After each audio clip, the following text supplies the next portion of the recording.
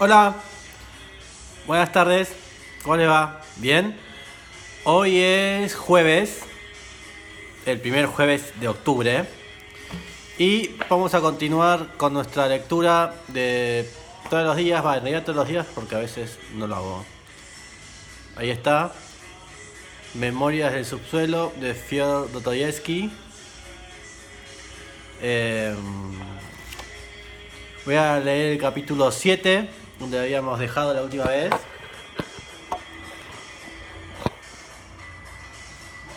Ahí apoyo el celular. Y, bueno, hoy como señalador, elegí un señalador para señalar el capítulo que había terminado. Tenemos esta imagen, que es muy linda, son dos bailarinas. Es de Gas. Nació en el 1834 y murió en el 17. Esta obra está en yo la vi en el Caixa Forum de Madrid. Yo creo que originalmente está en Washington. Así que es relativamente chica la obra, no es una obra muy grande. A ver si saca el tamaño. Es de 1900. Y bueno, y si tienen la posibilidad de ir a Madrid, no se pierdan la obra de Degas. Es muy muy linda. Y realmente cuando lo ves, está en movimiento. Las ves bailando, es muy buena. Así que es una muy linda postal para Dostoyevsky. Me parece que le da un espíritu que no tiene. Así que vamos a empezar el capítulo 7. Bueno, así empieza. Y estamos escuchando 101 de Depeche Mode. Bueno, pero esto no es más que un sueño. Díganme, ¿quién fue el que proclamó que el hombre comete maldades solo porque no sabe ver cuáles son sus intereses y que si los conociera, si les abriese los ojos ante sus verdaderos intereses, dejaría de cometer maldades y se convertiría de inmediato en un hombre bueno y honrado, ya que, ilustrando por la ciencia y comprendiendo sus verdaderos intereses, buscará las ventajas que el bien proporciona? ¿Cómo se puede que nadie obra a sabiendas contra su propio interés? El hombre se verá obligado a hacer el bien, como un niño puro e inocente. Pero, ¿es que el hombre, en sus miles de años de vida en la tierra, obró siempre de acuerdo al dictado de sus propios intereses? ¿Qué haremos entonces de los millones de hechos que demuestran que los hombres, aun cuando advierten claramente cuál es su interés, lo regalan en un segundo plano y siguen un camino distinto, lleno de riesgos y peligros? No están obligados a ello, pero pareciera querer evitar el camino amplio que les ofrece y trazarse libre, caprichosamente, un plagado de dificultades, absurdo, oscuro. Ello prueba que esa libertad los seduce más que el propio interés. ¿Interés? ¿Qué es el interés? ¿Pueden ustedes definirme con exactitud en qué consiste el interés del hombre? ¿Qué me dirán si un buen día se comprueba que el interés humano a veces puede, incluso debe, consistir en desear un perjuicio? Si es así, ¿se puede darse el caso? Todo se derrumba. ¿Qué creen? ¿Puede existir un caso semejante? ¿Les parece gracioso? Rían, señores, pero intenten al menos responder. ¿Están clasificados los intereses humanos? ¿No hay algunos que no figuran en las clasificaciones formadas por ustedes?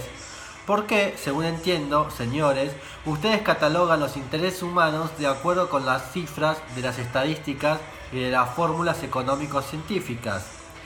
Los intereses humanos son, entonces, según ustedes, la riqueza, la comodidad, la tranquilidad, la libertad, etc. Tanto es así que el hombre que rehace categóricamente ese catálogo debe ser considerado, en su opinión, y en la mía también, por cierto, como un oscurantista y como un loco, ¿no es verdad? Pero sucede algo muy extraño. ¿Cómo puede ser que esos estadísticos, esos filántropos, esos sabios, dejen de lado cierto elemento importante en sus cálculos. Ni siquiera lo consideran en sus fórmulas, por lo que los resultados son siempre falsos. Sin embargo, no sería difícil agregar ese elemento. ¿Por qué entonces no lo hacen? ¿Por qué no lo introducen en sus fórmulas?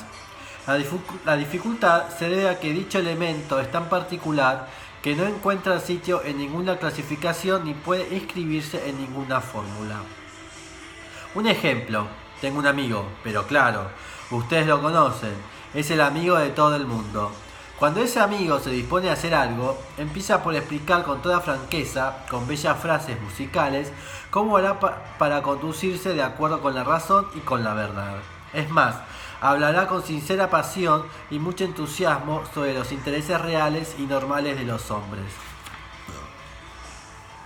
Se burlará de los tontos que no entienden su verdadero interés y desconocen el verdadero valor de la virtud.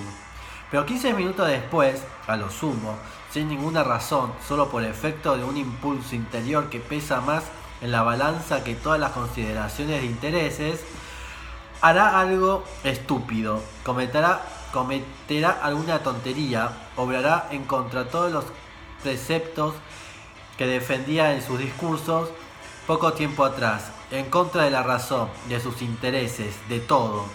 Le advierto que nuestro amigo es una personalidad colectiva, de modo que no se le puede condenar a él como individuo. Precisamente a este punto quería llegar. ¿Acaso no hay algo más querido para cada uno de nosotros que nuestros intereses? Dicho de otra manera, para no violar la lógica, ¿no existe para nosotros un interés más propio, más secreto, más interesante que todos los otros intereses?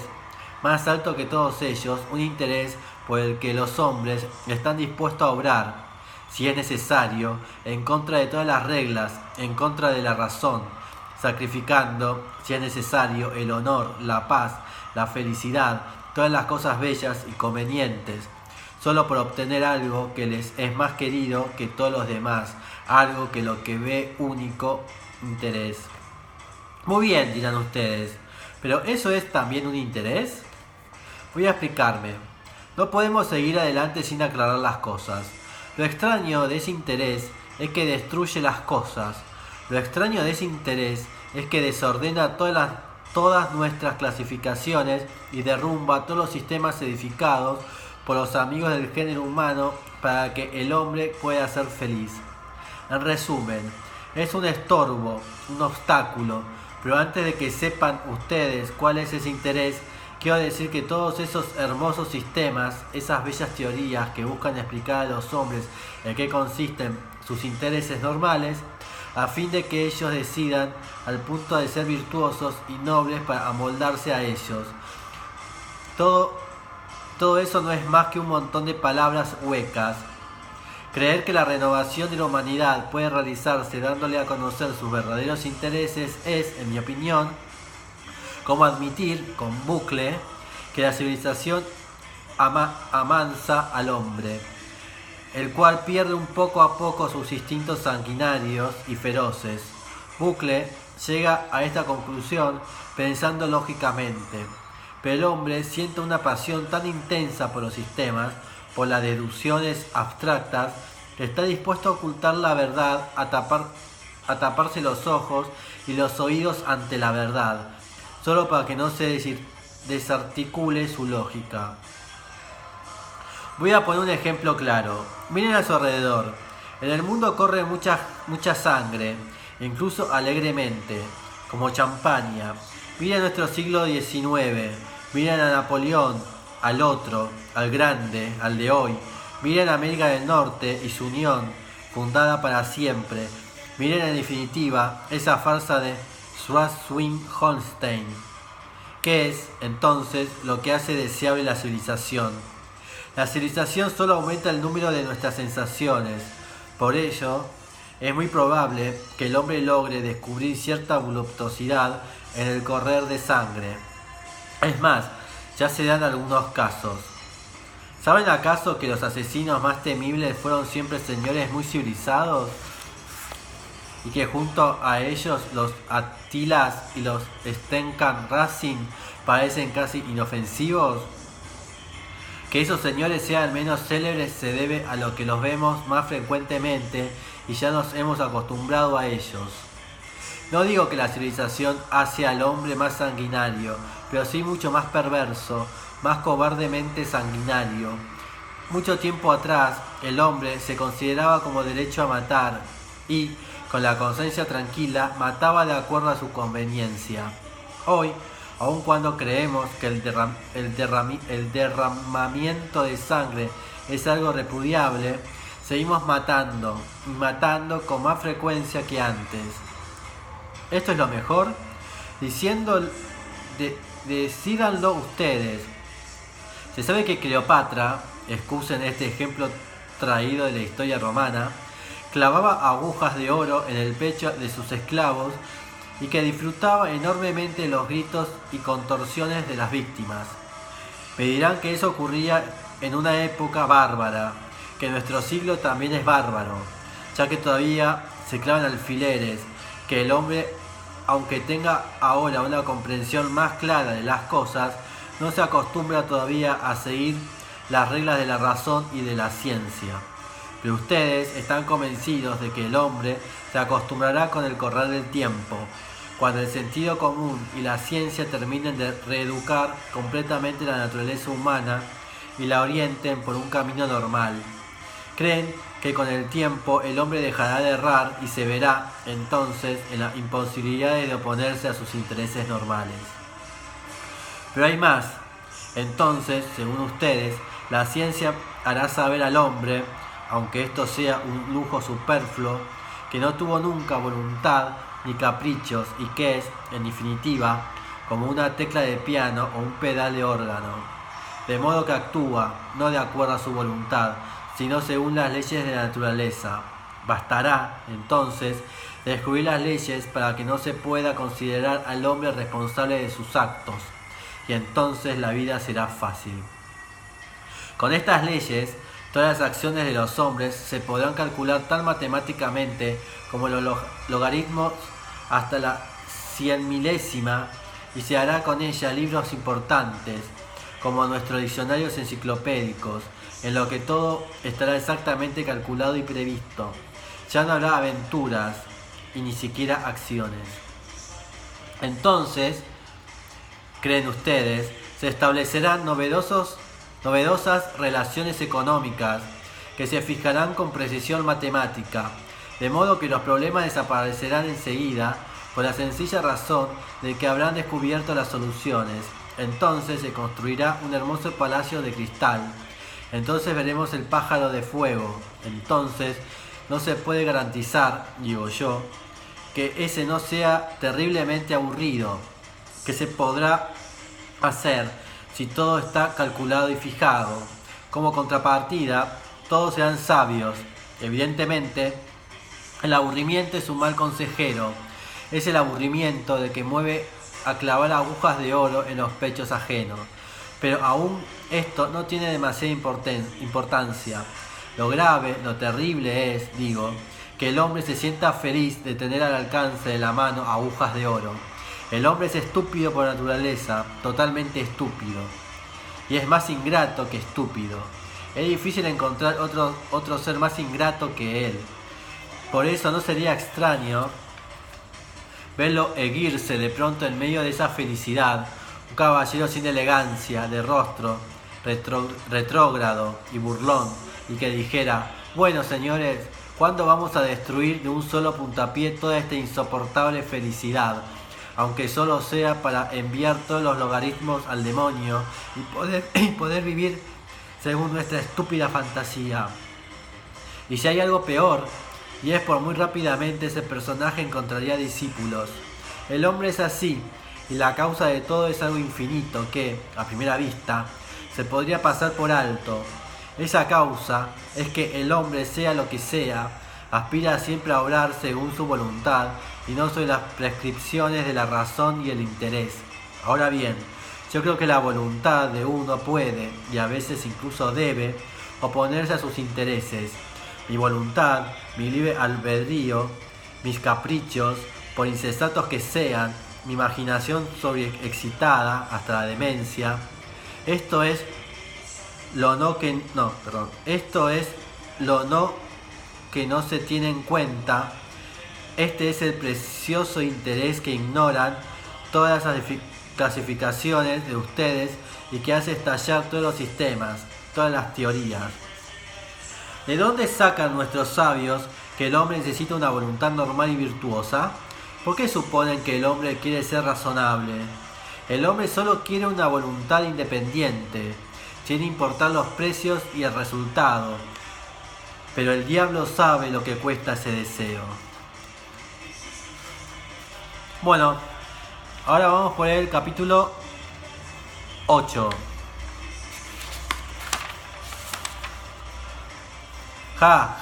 Sí, se ríe. Me tengo que reír. Pero si esa voluntad no existe, dicen ustedes, la ciencia enseña en su disección del hombre que la voluntad y el libre albedrío son solamente. Permítanme, señores, yo me disponía a empezar de esa misma manera y confieso que a veces siento miedo. Yo iba a decir que solo el diablo sabe de qué depende la voluntad y que quizás sea esto una gran suerte. Pero he pensado en la ciencia y me he guardado silencio. Entonces me interrumpen ustedes. Ciertamente, si descubriera la fórmula de todos nuestros deseos, de todos nuestros caprichos, o sea, de dónde surgen, cómo evolucionan, cómo se reproducen, hacia qué objetivo tienden, etc., es muy probable que el hombre deje sentir deseos. Digo, ¿probable? No, me equivoco, es seguro. ¿Qué satisfacción puede proporcionar desear de acuerdo con tablas? Pero hay más, el hombre será rebajado a la categoría de una simple tuerca. ¿Por qué? ¿Qué es un hombre si lo despojamos de su deseo y su voluntad, sino una tuerca, un simple engranaje? ¿Qué piensan sobre esto? Veamos. ¿Qué puede ocurrir? ¿O es un disparate? Dicen, nuestros deseos muchas veces son equivocados, porque nosotros no sabemos valorar nuestros intereses. Deseamos cosas inconvenientes porque nuestra estupidez nos hace pensar que anhelamos lo que nos conviene. Pero cuando comprendemos todo, cuando todo esté en orden y fijado, lo que ocurrirá pronto, pues es una tontería creer que ciertas leyes de la naturaleza van a continuar por siempre indescifrables. Es evidente que no habrá lugar para esa clase de deseos. Cuando la voluntad se enfrente con la razón, podremos razonar y ya no desear, porque un ser que razona le es imposible desear algo estúpido o ir conscientemente en contra de la propia razón, hacerse un daño. Y como los deseos y los razonamientos podrán calcularse con anterioridad, ya que se habrán descubierto las leyes de nuestro libre albedrío, se podrá confeccionar un tipo de deseo y desear atendiéndonos a ello. Supongamos que me demostrasen que si amenazo con el puño a alguien es porque no puedo obrar de otra manera, sencillamente porque una ley de la naturaleza me obliga a apretar el puño. ¿Cuál es mi libertad entonces? Especialmente si soy un diplomático. Si eso sucede, deberemos limitarnos a comprender. Y si nos repetimos muchas veces que la naturaleza no tiene su conciencia, que no se preocupa de nosotros y que, por lo tanto, debemos aceptarla como es y no como creemos cuando la adorna nuestra imaginación, y que hay simplemente que aceptarla, porque de todos modos seguirá funcionando, la aceptemos o no. Y entonces, aquí precisamente aparece mi entender la dificultad. Pero excúsenme por esta filosofía. No se tiene 40 años de subsuelo por nada. Permítanme que me rienda suelta a mi imaginación. Desde luego, señores, la razón es algo excelente. De esto no hay duda, pues la razón es la razón y satisface solo a la facultad razonadora del hombre. En cambio, el deseo es la verdadera expresión de la vida humana en su totalidad, sin excluir a la razón ni a los escrúpulos. Y aunque la vida pueda tener algunas veces un aspecto cruel y no por eso dejar de ser vida, una realidad mudable y no la extracción de una raíz cuadrada. Yo quiero vivir satisfaciendo todas mis facultades vitales y no solo a mi facultad de razonar, que no representa, en suma, sino una parte de las fuerzas que hay en mí. ¿Qué sabe la razón? Solo lo que sabe, y sabrá más seguramente. Esto no es un consuelo, pero no hay por qué no decirlo. En cambio, la naturaleza humana obra con todo su contenido. Por decirlo de algún modo, a veces con plena conciencia y a veces inconscientemente. Comete algunos errores, pero vive. Sospecho, señores, que continúan mirándome con cierto desdén. Me repiten que el hombre culto, al hombre que vendrá, le es imposible desear lo que es contrario a su interés. Esto es tan claro como las matemáticas. Yo estoy de acuerdo, es claro y es exacto como las matemáticas, pero le repito por centésima vez que hay una excepción. Algunos hombres desean lo que saben que es desfavorable para ellos, lo que les parece estúpido e insensato. Hombres que prefieren eludir la obligación de elegir lo provechoso, lo digno, porque esa locura, ese capricho, es quizás, señores, una enorme ventaja, sobre todo en ciertos casos. Incluso creo que esta ventaja es superior a todas las otras, aunque nos perjudique y contradiga las conclusiones más evidentes de nuestra razón, y es que nos conserva lo más importante, lo que más queremos, nuestra personalidad. Algunos piensan que esto es precisamente lo más preciado que tenemos. La voluntad muchas veces quiere ponerse de acuerdo con la razón, sobre todo si no se intenta usar constantemente de este acuerdo, si se lo aprovecha con moderación. Pero muchas veces, incluso casi siempre, la voluntad se niega obstinadamente a acordar con la facultad de raciocinio y entonces... Pero saben ustedes que esto es útil y digno de aprobación. No digo, señores, que sea el hombre un ser irracional. En verdad, no lo es. Pues, si lo fuera, ¿quién podría representar la inteligencia? Pero, si bien no es irracional, es muy ingrato, es monstruosamente ingrato. Creo que la mejor definición de que puede dar del hombre es la siguiente: ser bípedo e ingrato. Esto no es todo. Este no es un defecto más grave. Su peor defecto es su mal carácter. Defecto que exhibe constantemente desde el diluvio universal hasta el actual periodo schwending-hosteliano. Mal carácter y, por ende, conducta irrazonable, pues, como bien se sabe, esta procede de aquel. Es fácil comprobarlo, basta recorrer con la mirada la historia de la humanidad. ¿Qué ven? ¿Algo grandioso? Sí, es posible. El coloso de Rodas, por sí solo representa ya mucho. No por nada el señor Anavesky nos informa que muchos creyeron que era producto de las fuerzas naturales. Tal vez descarten la variedad, porque la variedad no falta en la historia. Basta pensar en los uniformes de gala, civiles y militares, y si se añade a estos lo de media gala, uno queda perdido en un mar de uniformes. Ni siquiera un historiador podía resistir la prueba. ¿Que la historia es monótona? Cierto. Todos son combates. Se combate hoy, se combatió ayer y se combatirá mañana. Realmente es demasiado monótono. En resumen, se puede decir muchas cosas de la historia universal, cosas incluso contradictorias entre ellas, pero es imposible decir que es razonable. Se advierte en la primera sílaba.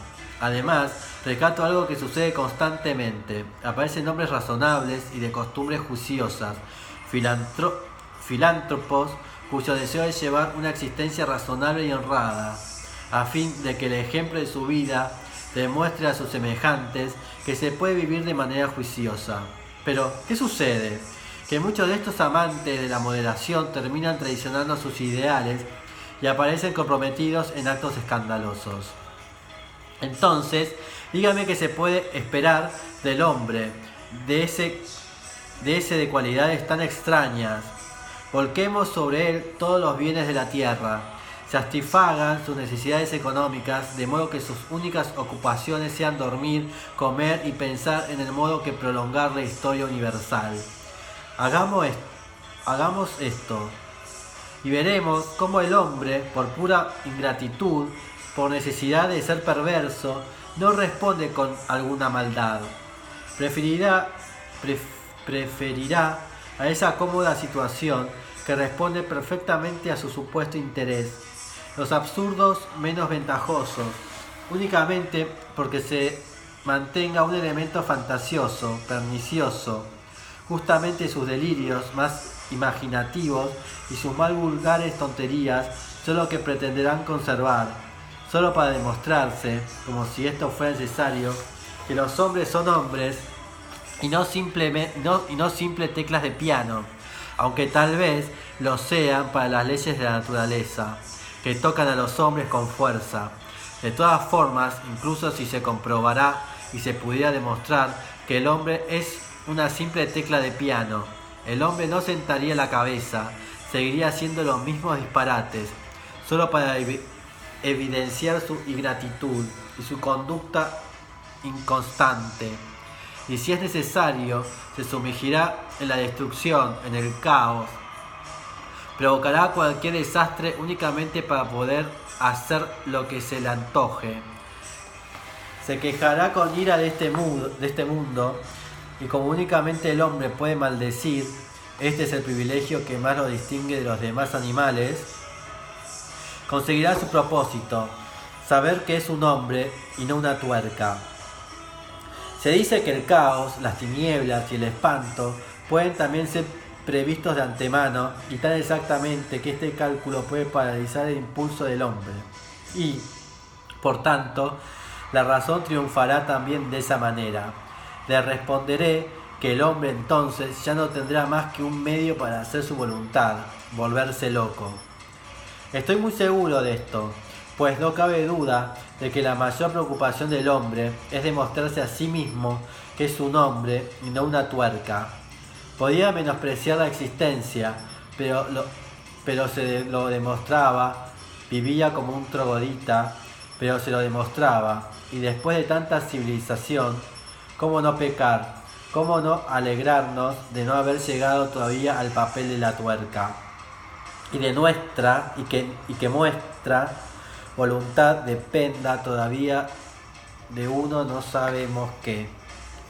Ustedes exclamarán, si es que me hacen el honor de llegar hasta las exclamaciones, que nadie pretende privar al hombre de su voluntad, que solo se trata de lograr que la voluntad por sí sola, por su propia iniciativa, que pueda acomodarse a los intereses sensatos de la razón, a las leyes naturalezas, a las aritméticas. Pero díganme, señores, ¿qué puede quedar de mi voluntad cuando lleguemos a los cálculos, cuando todo sea 2 y 2 son 4? 2 y 2 serán 4 sin que la voluntad se mezcle en ello. La voluntad, evidentemente, desea otra cosa. Bueno, dejamos por acá y mañana o otro día seguiré con el capítulo 9, así que dejo a mi desgas con mi Dostoyevsky acá en la mesa. Bueno, ¿qué les puedo decir? Bueno, diviértanse y que tengan una buena noche, que salgan, que se diviertan, que escuchen música, que hagan lo que se dé la gana hacer. Chao, hasta luego.